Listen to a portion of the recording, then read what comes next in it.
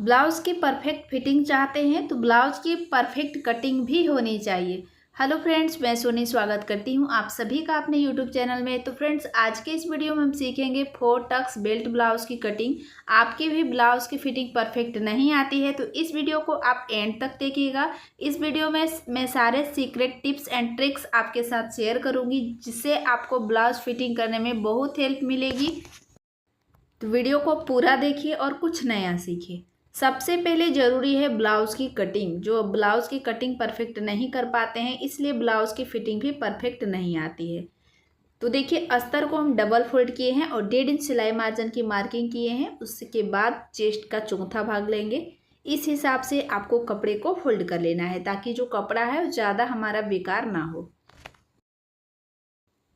इसके बाद नीचे से 1 इंच पर एक निशान लगाएंगे सिलाई मार्जिन के लिए, क्योंकि 1/2 इंच शोल्डर जॉइंट होगा और 1/2 इंच नीचे की साइड से तुरपाई पट्टी जॉइंट होगी। इसके लिए हम 1 इंच एक्स्ट्रा मार्किंग किए हैं। इसके बाद यहाँ से ब्लाउज़ का लंबाई लेंगे। जितना आपका ब्लाउज़ का रेडी लेंथ रहता है आपको यहाँ पर रख लेना है। तो 14 इंच पर हमारा रेडी लेंथ है, तो 14 इंच पर निशान लगा है 1 इंच सिलाई मार्जिन को छोड़ते हुए। अब यहाँ पर एक सीधी लाइन ड्रॉ करेंगे शोल्डर की मार्किंग करने के लिए। यहाँ से शोल्डर लेंगे तो शोल्डर मैं यहाँ पर रखूँगी 6.25 इंच, यानी 6 इंच से 2 लाइन कम और 5.5 इंच से 2 लाइन ज़्यादा। अगर आप 38 साइज में बनाते हैं तो शोल्डर रखेंगे 5.5 इंच और यहाँ से आर्म होल की मार्किंग करेंगे तो आर्म होल रखेंगे 6.5 इंच। यहाँ से भी 6.25 इंच पर निशान लगाएंगे और इस तरीके से एक बॉक्स तैयार करेंगे। अगर 38 साइज़ के लिए बनाते हैं तो 38 साइज़ में आपको आर्म होल 6.5 इंच ही रखनी है। इसके बाद यहाँ पर इस तरह से आर्म होल की गोलाई देंगे। अब यहाँ से देखिए चेस्ट का चौथा भाग लेंगे तो 40 साइज़ का ये ब्लाउज है, उसका चौथा भाग लिए हैं 10 इंच और 1.5 इंच एक्स्ट्रा सिलाई मार्जिन। कमर का चौथा भाग लेंगे तो कमर का साइज है 36 इंच, उसका चौथा भाग हो गया 9 इंच और 1 इंच पीछे के प्लेट के लिए 1.5 इंच एक्स्ट्रा सिलाई मार्जिन। अब इन दोनों लाइन को इस तरह से मिला देंगे।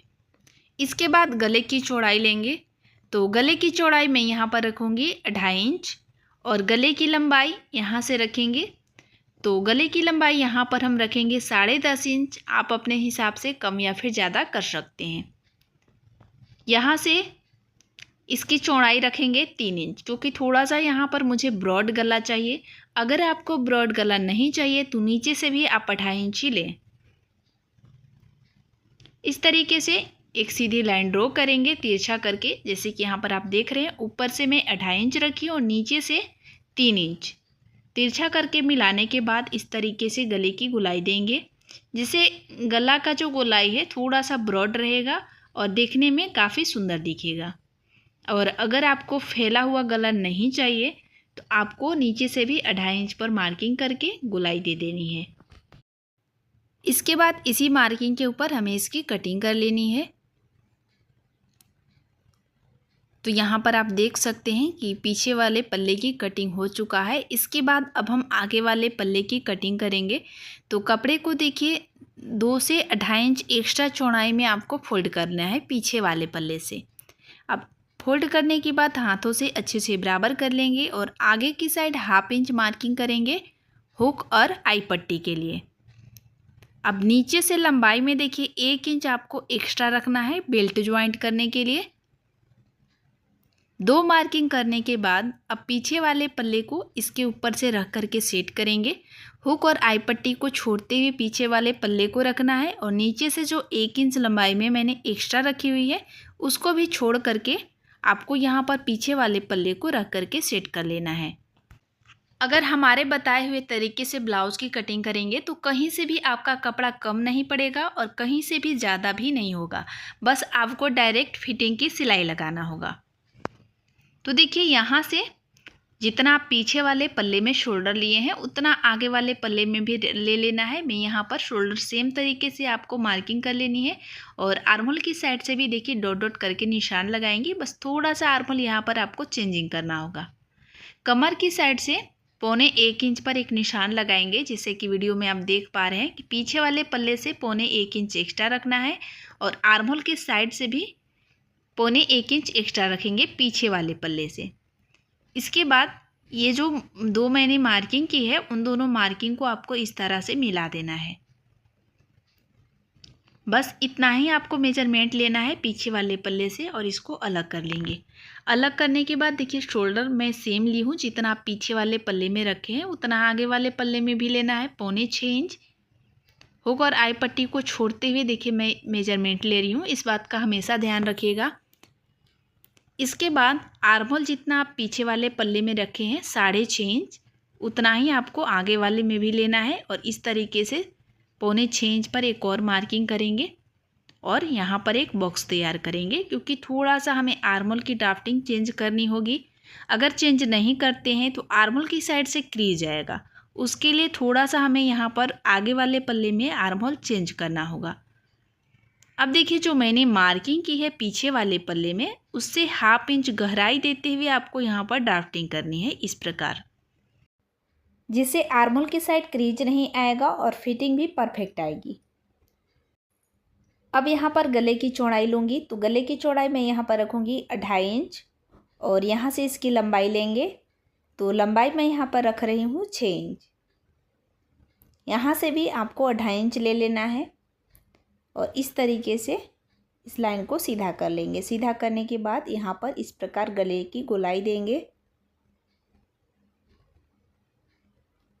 गले की गोलाई देने के बाद से देखिए यहाँ पर चेस्ट का चौथा भाग लेंगे, तो 10 इंच और 1 इंच यहाँ पर एक्स्ट्रा रखे हैं, 1.25 इंच एक्स्ट्रा रखे हैं और 1.5 इंच सिलाई मार्जिन। कमर का चौथा भाग लेंगे 9 इंच और यहाँ पर 1.5 इंच एक्स्ट्रा टक्स के लिए और 1.5 इंच सिलाई मार्जिन। अब ये दोनों लाइन को देखिए इस तरह मिला देंगे, तो ये हो गया है सिलाई वाला लाइन और 1.5 इंच साइड से जो एक्स्ट्रा देख रहे हैं वो है सिलाई मार्जिन। इसके बाद शोल्डर टू अपेक्स पॉइंट का निशान लगाएंगे, तो यहाँ से 10.25 इंच पर मैं निशान लगाऊंगी और नीचे से बेल्ट की मार्किंग करेंगे 3 इंच पर, क्योंकि 14 इंच का ब्लाउज है। अगर 15 इंच का ब्लाउज रहता है तो बेल्ट की लंबाई 3.5 इंच रखेंगे और इस तरीके से एक सीधी लाइन ड्रॉ करेंगे।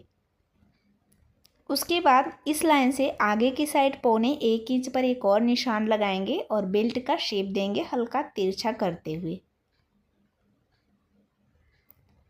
अब 10.25 इंच पर जो मैंने मार्किंग की है उस मार्किंग से आगे की साइड लेंगे 3.25 इंच। अब यहाँ से 1.5 इंच की दूरी बनाएंगे, जहाँ पर मैंने सेंटर पॉइंट की मार्किंग की है 3.25 इंच, वहाँ से 1.5 इंच की दूरी बनाएंगे। यहाँ से भी 1.5 इंच रखेंगे और एक निशान यहाँ भी लगाएंगे 1.5 इंच पर। तो जैसा कि वीडियो में आप देख पा रहे हैं कि 1.5 इंच पर मैंने 4 निशान लगाई है और इस निशान को तिरछा करके आपको इस तरह मिला देना है। अब दोनों साइड से 2-2 पॉइंट लेंगे सिलाई के लिए। आर्महोल की साइड 1/2 इंच एक्स्ट्रा जाते हुए ड्राफ्टिंग करेंगे इस प्रकार से, जिससे सिलाई लगाने के बाद जो आर्महोल की गोलाई है एकदम परफेक्ट आती है। यहाँ भी देखिए 2-2 पॉइंट एक्स्ट्रा लिए हैं सिलाई के लिए। आगे की साइड भी आपको 2-2 पॉइंट लेना है, यानी कि 1/2 इंच का यहाँ पर आपको टक्स लगाने हैं। अब बच गया नीचे वाला टक्स, तो यहाँ पर हम 1.5 इंच का टक्स लगाएंगे, तो 1.25 इंच इधर से लेंगे और 1.25 इंच इधर से, यानी कि दोनों साइड मिला करके आपको यहाँ पर 1.5 इंच का प्लेट लगाना है। तो आगे वाले पल्ले की भी मार्किंग कंप्लीट हो चुका है और इसी मार्किंग के ऊपर हम इसकी कटिंग कर लेंगे। जितना मैंने मार्किंग करके दिखाई हुई है उतना ही आपको सिलाई लगाना है, एक्स्ट्रा सिलाई नहीं लगाना है। गले को भी यहाँ से कट कर लेंगे और साइड से फैब्रिक ज्वाइंट है उसको भी कट करके अलग कर लेंगे। इसके बाद अब हम स्लीव्स की कटिंग करेंगे, तो कपड़े को डबल में फोल्ड करेंगे इस प्रकार से और पीछे वाले पल्ले को लेंगे आर्महोल का मेजरमेंट लेने के लिए। पीछे वाले पल्ले को देखिए डबल में फोल्ड करके रखे हुए हैं और शोल्डर की साइड 1/2 इंच ज्वाइंट करने के लिए छोड़ते हुए इस तरह इंची टेप को गोल गोल घुमाते हुए चेक करेंगे। तो 9.5 इंच आ रहा है और 1.5 इंच एक्स्ट्रा सिलाई मार्जिन। अब तिरछा करके आपको 9.5 इंच रखना है और 1.5 इंच एक्स्ट्रा सिलाई मार्जिन के लिए इतना ही आपको कपड़े को फोल्ड करना है। इसके बाद यहाँ पर आगे की साइड से एक सीधी लाइन ड्रॉ करेंगे ताकि जो फैब्रिक है हमारा एकदम सीधा रहे। अब यहाँ से स्लीव्स का लंबाई लेंगे। तो स्लीव्स का लंबाई रखेंगे यहाँ पर 10.5 इंच और 1 इंच एक्स्ट्रा सिलाई मार्जिन के लिए। तो 11.5 इंच पर निशान लगाएं और इस निशान को सीधा कर लेंगे। सीधा करने के बाद से देखिए फिटिंग की मार्किंग कर लेनी है और 1.5 इंच एक्स्ट्रा रखना है सिलाई मार्जिन के लिए।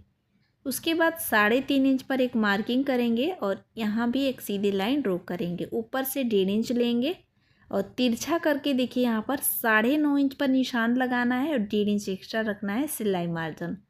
अब इस तरह यहाँ पर कर्व देते हुए आर्महोल की गोलाई देनी है, स्लीव्स की गोलाई देनी है और इस प्रकार तिरछा आपको इस तरह से मिला देना है। बस इतना ही आपको कट कर लेना है। अब बाकी आपको स्लीव्स ज्वाइंट करते समय कहीं से भी कपड़ा आपका कम नहीं पड़ेगा और ज़्यादा भी नहीं होगा। तो आप इस तरीके से स्लीव्स को ज़रूर कट कीजिए और अपना फैब्रिक बचा सकते हैं।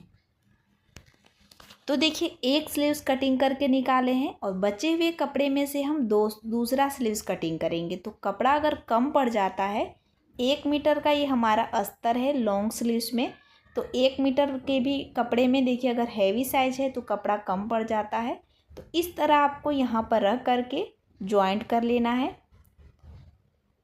जहाँ से भी आपका कपड़ा निकलता हो इस तरह से रख करके आप यहाँ पर ज्वाइंट करके दूसरा स्लीव्स भी कट करके निकाल सकते हैं।